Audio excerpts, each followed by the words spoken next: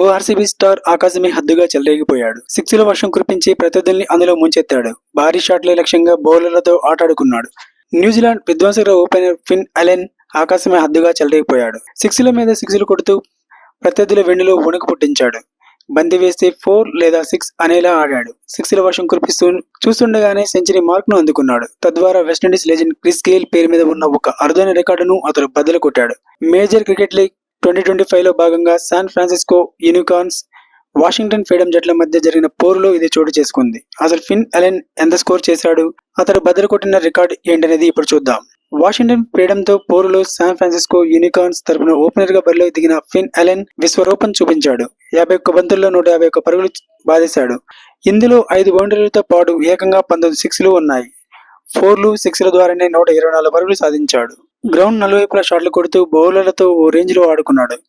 బంతి వేయాలంటే భయపడేలా చేశాడు. ఎటు బంతి వేసినా స్టాండ్స్ లోకి తరలిస్తూ పోయాడు. లెగ్ సైడ్ బౌండరీని టార్గెట్ చేసుకుని భారీ సిక్స్లు బాదాడు. ఈ క్రమంలో 34 బంతుల్లోనే సెంచరీ మార్క్ను అందుకున్నాడు. ఇన్నింగ్స్ మొత్తంలో 19 సిక్స్లు బాదాడు.